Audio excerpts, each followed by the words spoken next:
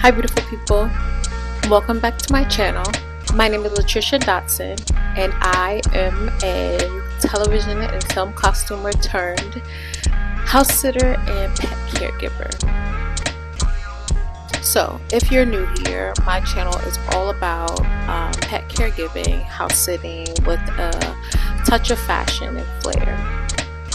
So in today's video, I wanted to speak on a topic that we don't really talk about often in any job, just the downsides of working in particular fields or industries. In today's video, I wanted to specifically go over clients that aren't truthful up front. So let's get started. Today will be a little bit of a story time, and with that story time, I want to talk about a recent experience that I had. With that being said, let's dive right into it. So just recently, I took on a pet caregiving job. The pet owner reached out to me last minute, and being as though I was available, I took on the job. The owner went on to explain that they recently adopted the dog about 3 weeks or so ago, and that the dog was supposed to be boarded. The dog acquired kennel cough and they didn't feel comfortable boarding the dog. Okay, I said okay. And just as a rule of thumb going forward, I will be sure to ask more detailed questions because I'm not used to anything of this sort happening. However, I do have questions, basic questions that I tend to ask about the dog's behavior, schedules, any quirks, any triggers, anything that has to do with you taking care of the dog and the home to the best of your ability. So I arrived. I was contacted the day before the job started, so I arrived. Great, I'm here, super excited. I walk into the home with there being multiple pee stains and what seemed to be feces, and I don't know if the feces had just been picked up, but it wasn't the actual feces per se, but the stain of what resembled the stain of the feces on the carpet. No problem, no biggie. I know that many dogs have attachment or abandonment issues, especially with them stating that the dog was recently adopted 3 weeks ago, and I also understand that many dogs don't like being left alone, especially those born during or after the pandemic started. Okay, cool. So I arrive and I clean up what looks or appears to be multiple urine stains, and again what resembled the markings of feces, or that feces had been in the space. So I clean up and great, we're good to go. Okay, cool. So I then read the note that the owner left. So the owner left a note, and one thing in particular that they didn't mention on the phone or during our video chat was that the dog pulls. I read that in a note. I'm like, okay. Dog pulls. I'm used to a little pull, you know, especially when the dog is excited or the dog is triggered. Okay, pull. Great. So again, we are super excited to be here, ready to take on the job, just like any other job that I take on. So I feed the dog because, again, I arrived early in the morning. I was just contacted about this booking the day before, so I didn't typically get to meet and greet with the owner per se in person, which happens sometimes. I don't always get to meet and greet before the job starts. Let's stay with me now. So I then feed the dog, and then I look at the note. Again, another thing I didn't know is that the owner stated that the dog needed to be walked 4 times a day. Okay, cool. When we had spoke over the phone, it was 3 times a day.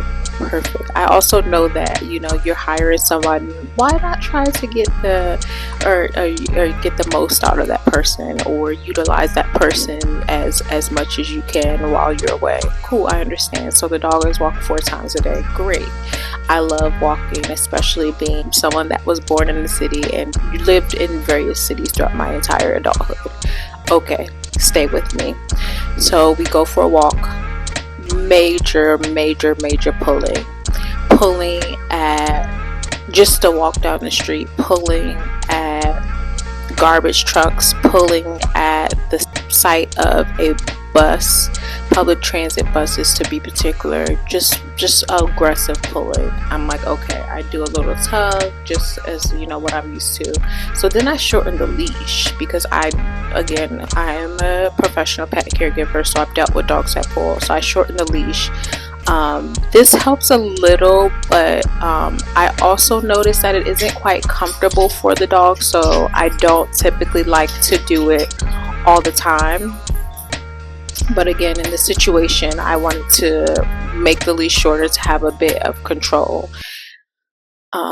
So I shorten the leash. The pulling does not get any better. Okay, we wrap up the walk. We're back in the house. I wash my face, go through my daily routine, take my shower, you know, put all my medication, scan the medications on my face, my serums, you know, the whole nine. I'm lotioning my feet. It's a great night. I'm looking forward to this rest after the day I've had. So the night is young. I go to snuggle into bed. Okay, cool. Throughout the night, I'm a little itchy, scratchy. Okay, didn't think anything of it. I know it's summertime. Maybe I got bit throughout the day. I didn't think anything of it. The swelling is now coming. I'm experiencing the effects of the mosquito bites. Okay, cool. The morning comes and I awake to multiple what appears to be mosquito bites and itching all over my body. Okay, cool. I took it as a mosquito had ate me up throughout the night. Okay, great. I check in the cabinets and I see mosquito spray, so I go and I spray the entire apartment because there may be a mosquito that I might have missed, and it definitely tore my behind up the night before. So I get in the shower, I wash my face, you know, put on my sunscreen, do all the normal things, and then feed the dog and administer the meds and give them fresh water in their bowl. Then afterwards we get ready for the walk. Day 2. The pulling is not as aggressive as it was the first day, however there's still a lot of pull. So we're on our walk. Again, the walk is supposed to be longer. I only give the dog a half-hour walk because the pulling is really aggressive, and leash is in a harness. And just for any pet caregivers out there or pet owners right now, you know that a harness is better for a dog that pulls, and even if you get the harness with the waist belt, that helps out extremely, or a gentle leader. I'm not really familiar with gentle leaders with as large as a dog that this type of dog was, but I know that gentle leaders help too.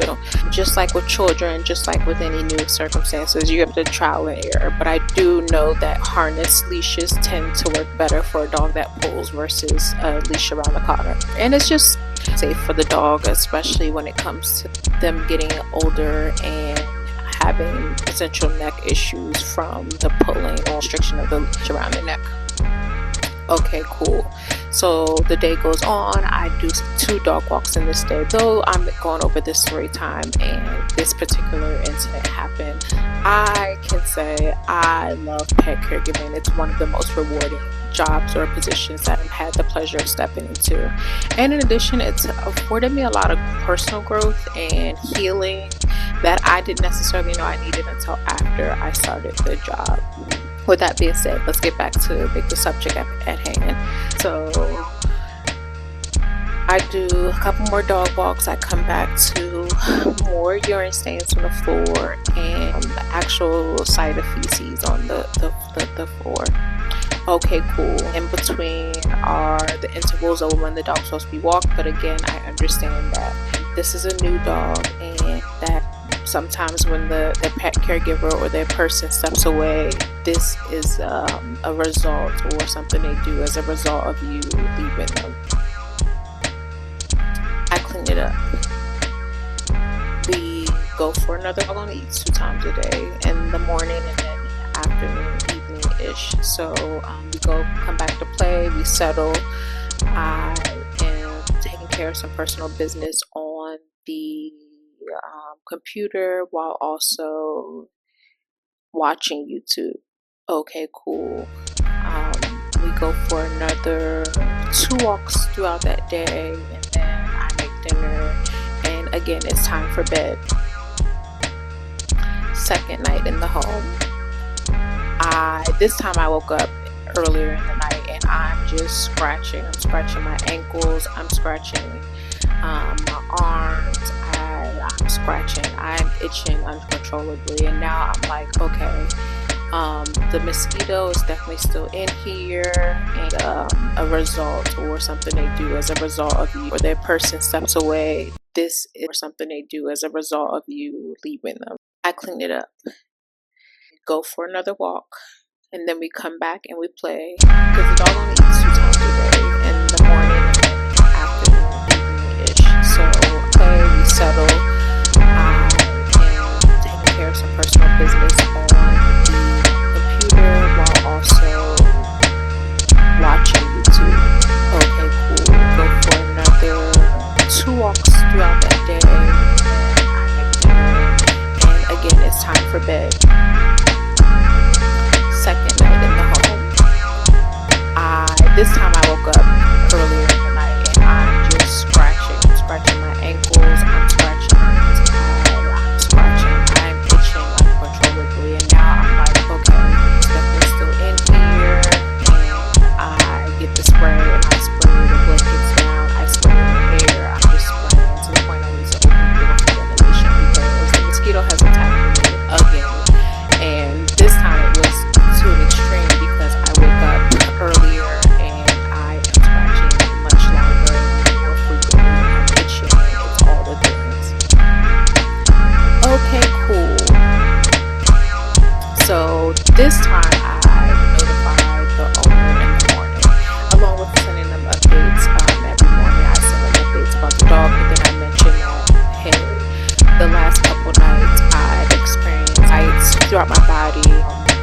Just wanted to let you know, I'm not sure you're aware of it. They informed me that they'll get the exterminator to check it out when they get back. Okay, cool. If you didn't find me, let's back it up. Okay, cool. An alarm bell started to ring because if you're not familiar with anything, why do you think you need an exterminator?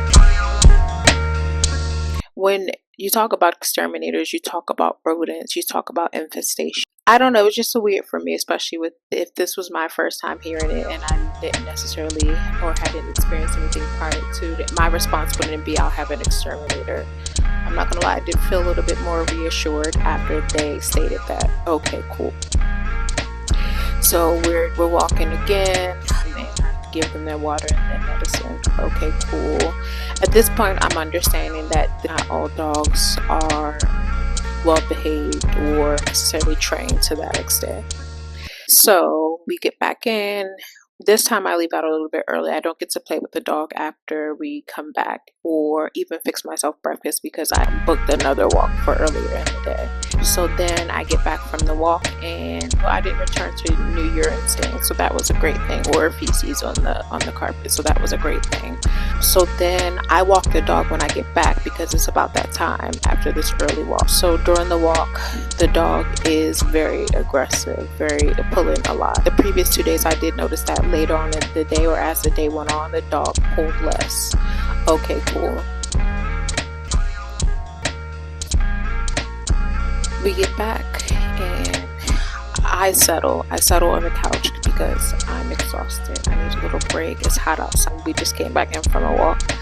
So upon returning after settling, I make myself something to eat because it is about that time. I didn't get to eat breakfast in the morning, and okay, cool. So after I eat, I book another walk. So I come back to urine stain and feces on the carpet.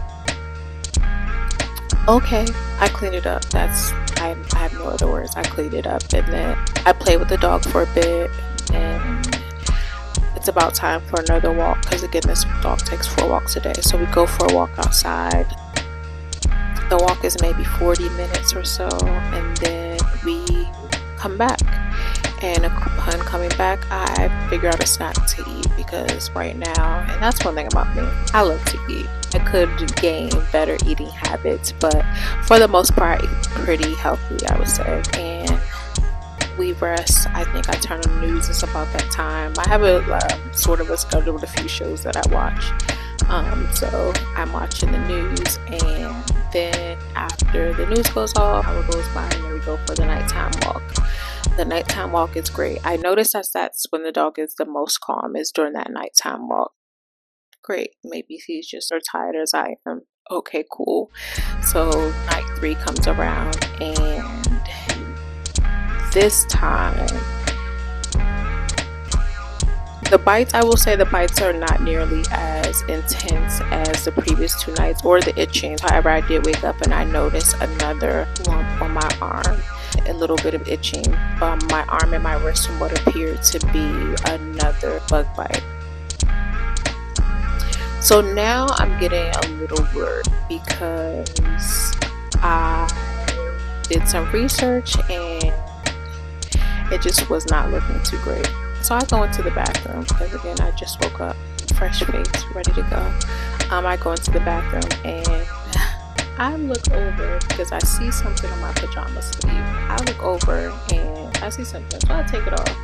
But then upon taking it off, I look closely, and lo and behold, guess what, y'all? I'll give you a few seconds. It was a bed bug. A bed bug. Legs moving. And how do I know it was a bed bug? Because I googled, what does a bed bug look like? And it was reddish, like a bed bug.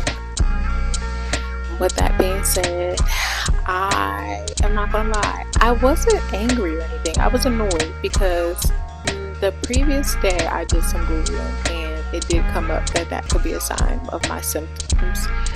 And then when I went to go look for the mosquito or bug spray, something, or under the sink or in the cabinets, I saw 2 cans of bed bug spray. Again, didn't want to think anything of it, didn't want to assume, and now it made sense as to why I saw that. So I take a video, a picture, a couple of videos to show, just to get good angles and, get the focus right, to send to the owner to let them know the dog is doing well. The cough has gotten much better. The kennel cough that I spoke about earlier has gotten much better, and that I woke up to a bed bug on my pajama sleeve. And I went on to say that could possibly explain the bites I've experienced the past few nights. Okay, maybe about 10 or 15 minutes go by, he responds. He says, "Oh no, I'm so sorry.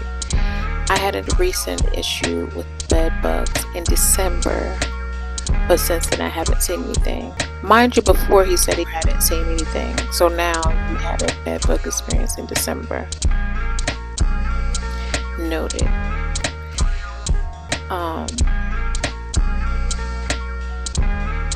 So I go.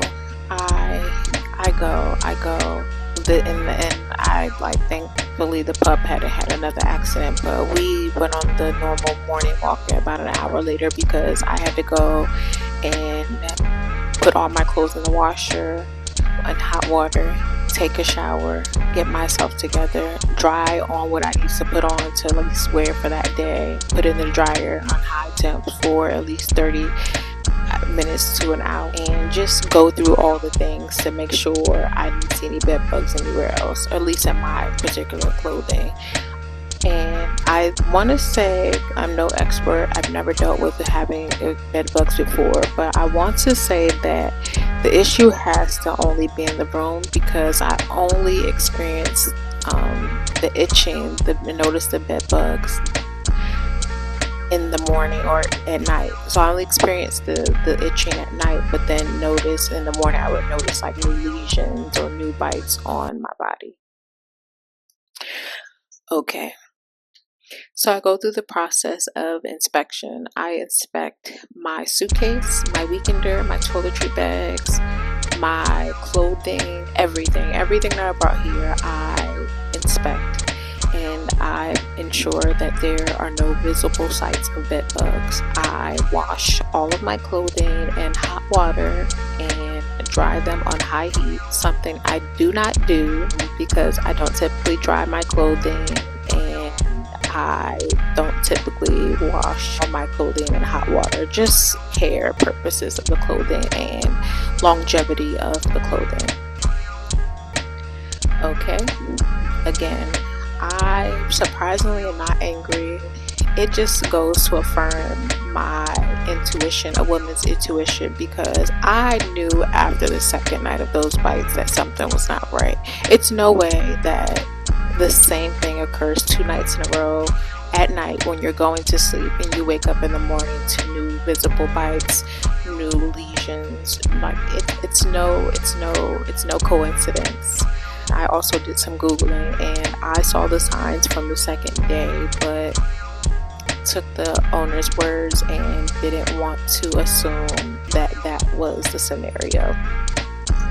And I want to tell you about the power of manifestation, affirmation. Every morning I have a routine where I wake up and I don't necessarily inspect my body, but I wake up and I pray, I meditate, I say affirmations, I manifest.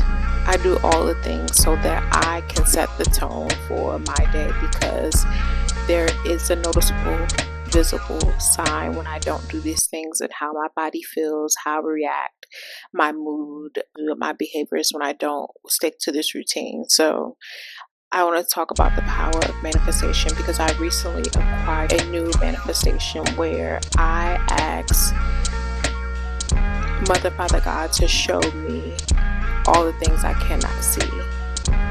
Give me a sign within the next 24 hours. And the day before, I did Google and I saw that the symptoms led to bed bugs. So the fact that the next day I woke up and looked in the mirror and saw something on my sleeve, and then went to go take it off and saw the bed bug first pan. I don't know about y'all, but there is no greater sign than that than it showing up right in front of your face. The proof is right there.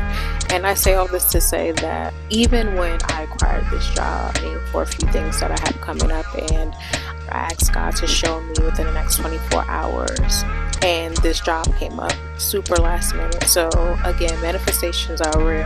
The power of the tongue is real, and a woman's intuition, trust it. Even if you're unsure, trust that intuition, because 9 times out of 10 your body, your mind knows before you do.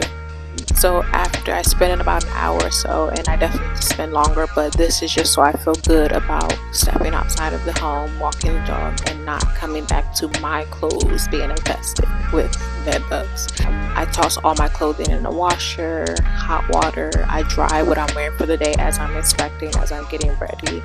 And I feel better. I feel much better after doing so, because at least everything's confirmed. I no longer have to worry. I know what to do for the next few nights that I'm in the home to prepare for any additional bed bugs. I also take the necessary precautions to wash all the towels, wash the blankets on the beds, and use those 2 cans of bug spray that I saw under the sink to spray areas of the bedroom and the home.